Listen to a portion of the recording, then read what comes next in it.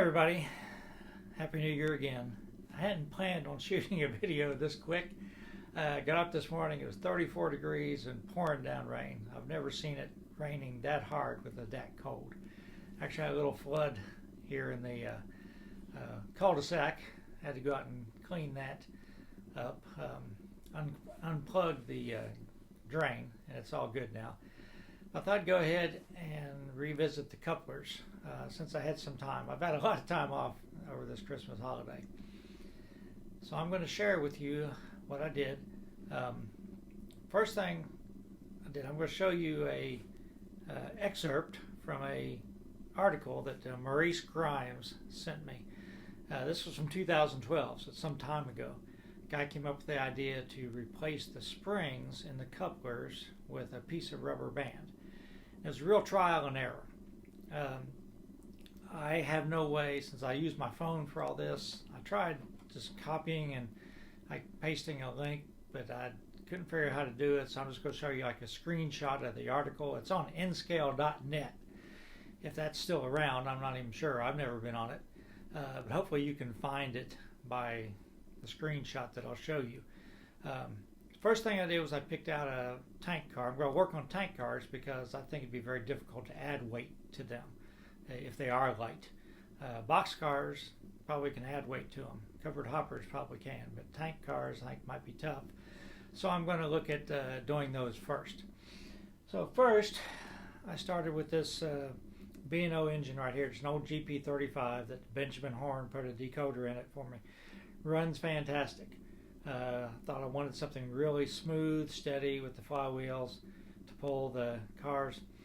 What I found out was I converted a car and I was filming it and didn't really see a lot of change, but then I looked, well, the engine was bobbing back and forth. The couplers on the engine were not fixed in place with the screw, so the whole coupler box on the engine was bobbing back and forth. I thought, well, that's not a very scientific control to use, so I'm choosing to use, I've got this R.J. Corman engine that it's an Atlas. I think it's an Atlas GP7 or something like that. Someone's put a cast metal frame on, really detailed nicely, runs very smoothly. It does have AccuMates on it, so it's sort of a good control engine. So I did two tank cars, and I'll show you how I did it for the most part, and show you the results. So this is the coupler on the GP35. As you can see, it wasn't a good engine to use for a control. Here's the article from nscale.net.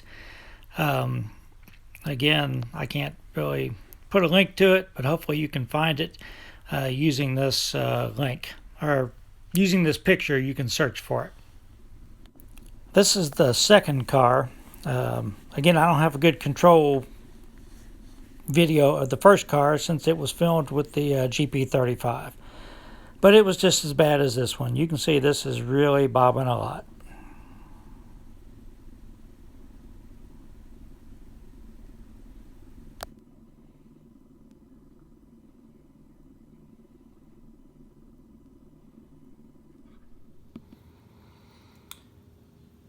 So I have the wheels off the truck and the coupler taken apart.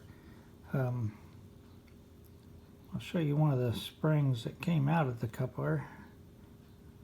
It's if I can get the focus on it, pretty small. So going off the idea that was suggested, first of all, I can hold the truck and the coupler together with these tweezers. So it's sort of a trial and error. This piece is too short. If I put it in here in the hole, there's still going to be some slack in the coupler. This piece is too long. If I put it in, it will still put a lot of spring on the coupler. It has no play at all. So what you want is a piece that will just sort of go in there without a whole lot of compression. Not a good way of doing this. And I'm trying to do it and keep it on the camera too. So I can take my X-Acto knife work it down into the hole, hopefully.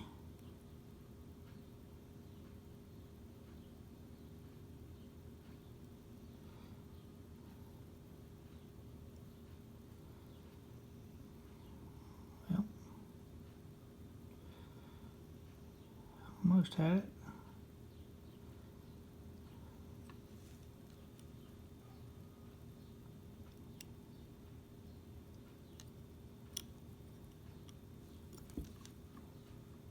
Okay, it's in there.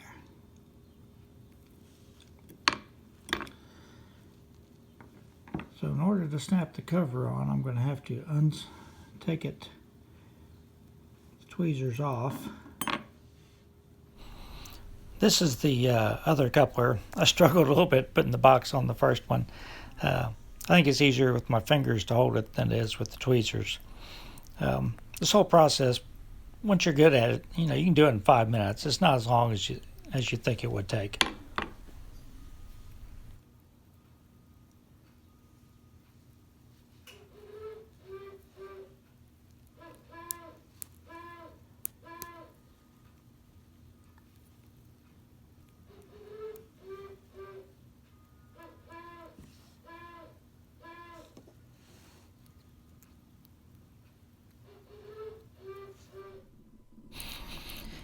So here are 4 run-bys.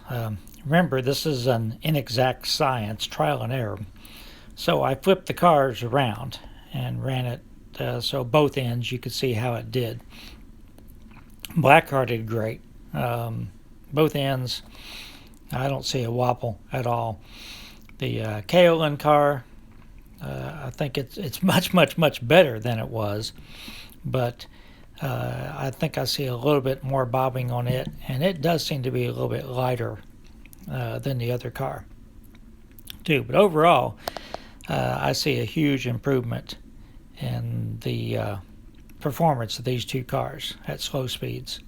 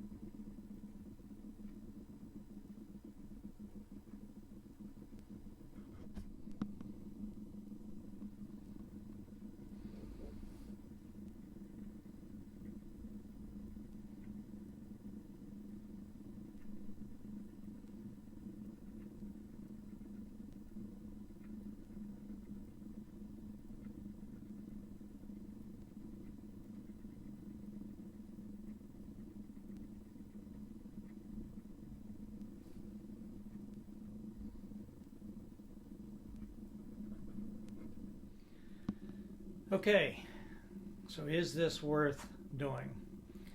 I think for tank cars, it is. I have 9 tank cars on my layout. If I had 90, I might feel a little bit different. But for 9, I think I'm going to go ahead and do it for the tank cars because I think they'll be very difficult to add weight to the tank cars.